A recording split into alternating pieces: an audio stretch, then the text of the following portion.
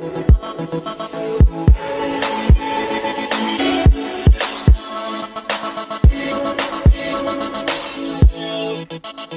bonjour et merci d'être fidèle à Bourse et Valeurs, le rendez-vous hebdomadaire des entreprises régionales cotées sur liondecideur.com et nos réseaux sociaux. À retenir cette semaine, Obiz qui publie des résultats 2023 supérieurs à ses prévisions.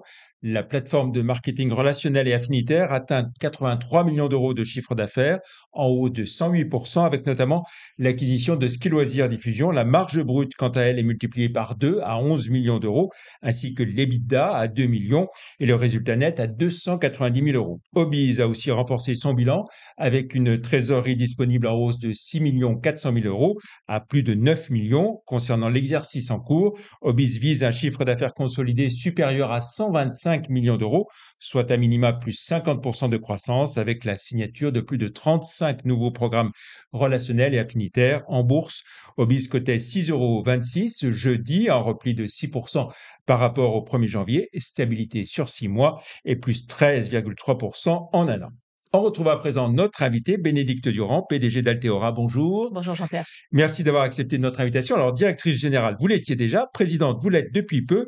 Une marche de plus pour vous et la reconnaissance des actionnaires familiaux par rapport au parcours d'Alteora ces dernières années, dont vous avez, on peut le dire, redéfini la stratégie. Oui, complètement. Je pense que c'est une surprise pour personne, mais ça reste une marque de confiance importante. Je pense que c'est ça qu'il faut noter. La confiance des actionnaires, la confiance du conseil d'administration aussi, puisque c'est quand même eux qui désignent le président. Donc voilà, c'est l'occasion aussi de remercier de la confiance, mais pas de grande surprise à Bien ce sûr. stade, hein. Alors, Alteora fête ses 90 ans en 2024, avec l'objectif de vous affirmer comme un leader européen de la transformation des matériaux composites et polymères autour de 6 sites industriels, 5 dans la région et un en Roumanie, toujours. Oui, exactement. Le périmètre a pas changé depuis l'année dernière. On a réalisé fin 2022 une acquisition significative dont on voit d'ailleurs le résultat dans le PNL de 2023. Voilà, donc aujourd'hui 6 sites spécialisés par technologie, taille de série. Je rappelle nos deux métiers historiques, la mobilité qui aujourd'hui représente une quarantaine de pourcents du chiffre d'affaires du groupe, la partie construction, pareil, une quarantaine de pourcents. Historiquement, c'était vraiment la partie construction qui était prépondérante et qui a créé toute l'histoire du groupe, qui était l'histoire autour de Messelec, autour des regards, autour des coffrets pour les réseaux, pour tout ce qui est comptage, etc. Voilà, et l'importance aussi, ça me permet de rappeler, d'avoir désensibilisé finalement le secteur de la construction, puisque je pense qu'on va en reparler, mais le secteur de la construction est un secteur assez atone et assez complexe en ce moment. Et assez cyclique, on va le dire. Voilà, voilà. Exactement. Alors, retour sur votre exercice 2023, une croissance d'activité de plus de 18% à 41,3 millions d'euros. Comment se répartit donc justement votre activité? Vous l'avez un peu évoqué par grand Oui, secteur. c'est ce que j'ai évoqué. En fait, ce qui est clair, c'est que le secteur de la mobilité aujourd'hui fonctionne très bien. Donc, quand on parle mobilité, chez nous, on parle agriculture, bus, camions et tout ce qui va être ferroviaire.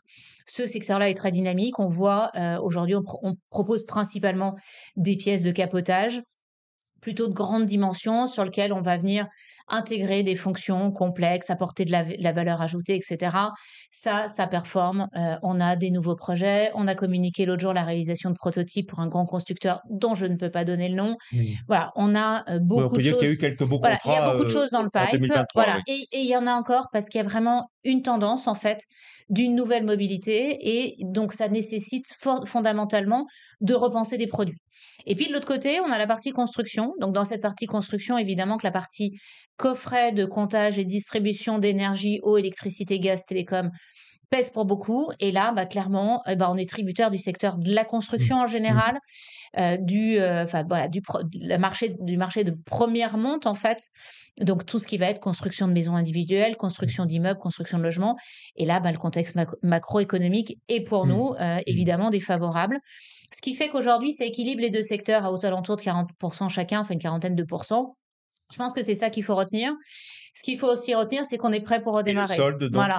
Et le sol, c'est du divers. Enfin, divers. voilà, c'est de l'industrie, du médical, de la défense, de la balistique, de l'aéronautique. Aujourd'hui, qui est un Mm. secteur, enfin, ces secteurs fonctionnent très bien.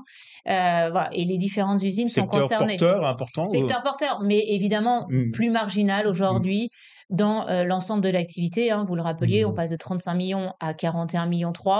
Voilà, une Mmh. croissance aussi parce qu'on a réalisé une croissance Alors, externe l'année j'allais dire, dernière. oui, 2023, ça a été l'intégration réussie de Chris France Plastique, hein, que vous aviez Ouais, acquise en fin toute d'année fin d'année 2022. 2022, Voilà. donc qui prend son plein effet sur l'exercice 2023. Pour moi, intégration réussie parce que on voit que durant cette période qui pour autant est compliquée et où on a une gestion budgétaire extrêmement rigoureuse, et ben néanmoins, voilà, notre EBITDA progresse de plus d'1 million d'euros. Donc ça, c'est dû à la bonne intégration de l'acquisition et à l'amélioration de la performance du groupe. Alors justement, vous l'évoquiez, l'EBITDA, hein, c'est quasiment un doublement, hein, même un peu plus qu'un doublement. Exactement, voilà. Donc, on est aujourd'hui à 2,1 millions d'EBITDA, pour un peu plus d'1 million l'année dernière sur l'exercice 2022. Voilà. Et puis après, évidemment, alors on a encore un résultat net qui est négatif, hein, mais j'ai coutume de rappeler qu'on a des charges d'amortissement qui sont très conséquentes puisqu'on est des industriels, 60 000 m² de surface de production dans la région, plus de 70 machines pour des Mmh. valeurs voilà, importantes. On a un outil qui est assez moderne, donc Mmh. forcément une charge d'amortissement qui est importante, et des frais financiers également, puisque comme on a une Mmh. logique de croissance organique et de croissance externe, bah, l'acquisition a un coût, donc ça pèse in fine sur notre résultat net. Voilà, mais ce qu'il faut souligner aussi, c'est la poursuite du désendettement. Exactement. On s'est désendetté en 2023 à hauteur de 3,2 millions. Donc ça, c'est un remboursement qui est important. Alors c'est vrai qu'on a une dette dont la maturité est assez courte, hein, puisqu'on a les échéances de PGE et du moyen terme. Donc on a une dette qui est Mmh. assez compacte Mmh. Mmh. en termes de durée. L'avantage de ça, c'est qu'on se désendette rapidement. Alors pour 2024, maintenant, on a déjà votre chiffre d'affaires du premier trimestre, Tout à fait. Donc globalement stable, on va dire? ouais, alors moi je le qualifie de stable, même si à l'intérieur le mix produit et le mix client évidemment est encore différent parce que le secteur de la construction aujourd'hui continue à être ralenti. Donc ça, c'est vraiment un élément important. Donc on a toujours le reste des secteurs qui fonctionnent bien et notamment cette part mobilité et puis toujours voilà, l'aéronautique qui a bien démarré sur début d'année, des belles perspectives aussi sur tout ce qui va être balistique. Je ne donne pas, à l'inverse de mon confrère Obis, de guidance Mmh. pour l'année 2024. Mais voilà, le message que je veux passer, c'est que nous, on est prêts pour un redémarrage et compte tenu, en fait, de notre construction, budgétaire d'industriel, bah, voilà, évidemment que la croissance est un effet de levier très important sur la rentabilité. Alors vous donnez pas de guidance sur 2024, mais vous dites cap sur Confluence 2030, c'est-à-dire un objectif centré autour d'une performance et de solutions bas carbone, Oui, clairement? en fait, le plan Confluence 2030, c'est une précision, et une projection un peu plus loin du plan précédent qui était à horizon 2026. Donc le premier horizon déjà, c'est de continuer à améliorer la performance.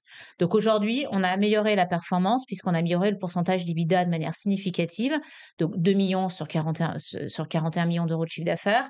L'objectif, c'est de le mener à 10 au plus tard en 2026. Donc au travers ça, on travaille sur l'ensemble de la performance opérationnelle, la performance industrielle du groupe.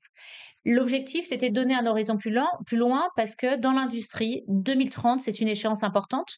On a des engagements, des accords, hein, qu'ils soient français ou européens, qui nous donnent en fait des inputs et des obligations de retravailler autour du carbone et autour de la décarbonation des chaînes de valeur. Donc c'est pour ça qu'on fixe cet horizon 2030, mais on ne perd Mmh. pas de vue ce cap de 2026 qui est très opérationnel et très Mmh. pragmatique. Et moi, c'est ça que Mmh. j'aime quand même. C'est vraiment voilà, ces deux échelles. OK, on donne la vision à 2030 parce qu'aujourd'hui, on a des Mmh. solutions, on Mmh. propose d'ores et déjà des solutions bas carbone. Je rappelle aussi souvent que la meilleure façon de décarboner, c'est d'acheter de l'industrie locale, ce qui Mmh. sous-entend européenne. Voilà, donc ça, aujourd'hui, on sait faire, on a une vraie proposition de valeur, on est remonté dans la chaîne de valeur de nos clients, donc on est prêt. Mais Mmh. voilà, ne perdons pas de vue le cap de la Mmh. performance 10%. Et dans les mots forts que vous employez, hein, il y a souveraineté nationale, innovation forte, engagement sociétal et environnemental, clairement. Bah, c'est des fondamentaux. Je pense Mmh. qu'aujourd'hui, quand on se décrète industriel, vous rappeliez tout à l'heure qu'on fête cette année nos 90 ans. Donc, on a passé quelques crises, quelques révolutions, etc. Bon, bah voilà, là, il se passe des choses, à mon sens, très intéressantes, qui sont néanmoins, il faut être clair, un peu ralenties Mmh. aujourd'hui par le contexte global, Mmh. qui est un contexte d'attentisme, Mmh. qui est un contexte aussi voilà, de taux d'intérêt fort.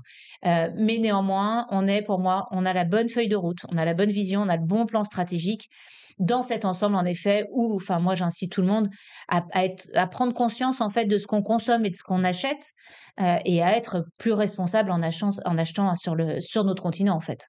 Très bien, merci beaucoup Bénédicte Durand. Pour finir, on jette un œil à votre parcours en bourse. Au moment où l'on enregistre cette émission jeudi, Alteora cote 44 centimes d'euros l'action, soit moins 20% par rapport au 1er janvier, bien encore moins 42% en un an et encore moins 80% sur 5 ans. Dur la bourse, j'ai envie de dire. Ah bah oui, dur. Enfin, je sais pas s'il y a un autre mot, s'il y a un mot après dur. Dur, on peut faire dur. Moins de 3 fois l'EBITDA, Oui. Quelle est la part de votre flottant 55%. Donc c'est et, important. et vous dites pas finalement je vais tout racheter, non à ce En prix-là fait, alors, enfin, bien sûr, il faut proposer voilà, il faut proposer une enfin surprime. une surprime. Mais en fait, je trouve que dans le plan global, nous aujourd'hui, on est coté depuis mars 88. Ça fait partie de l'histoire du groupe. Pour moi, ça fait Mm. partie de l'industrie, ça fait partie de l'ancrage territorial. Je peux pas dire que j'y pense pas parce qu'évidemment, quand je regarde mon cours de bourse et quand je regarde la valorisation, je comprends pas. Je dis pas qu'on est une valeur de luxe, mais quand même, là, on est plus que bas de gamme, et plus qu'aux oubliettes. Voilà, clairement, ça vaut plus. Vous vous sentez un peu injuste c'est Ah un bah, peu injuste, comme disait oui, Calimero, hein, c'est bah, bon, vraiment trop injuste. j'ai pas le chapeau, j'ai pas la coquille. Je vais peut-être y penser, mais oui. Après, bon, bah voilà. Après, c'est l'histoire qui compte. Oui, il y a encore des choses à faire. Je crois qu'aujourd'hui, on a véritablement changé le Mm. positionnement du groupe. Oui, on attend tous, et moi la première, une meilleure performance financière, bottom line, évidemment. Top line et bottom line, c'est Mm. important, ça c'est clair. Mais voilà, je trouve que c'est un peu sévère. Mm. Merci beaucoup, Bénédicte Merci Jean-Pierre. Durand. Plus d'informations sur Alteora et toutes les valeurs régionales cotées sur le site live.renex.com. Merci encore d'être venu. Donc, Bénédicte Durand, PDG d'Alteora. Bonne fin de semaine et à vendredi prochain. Merci, au revoir.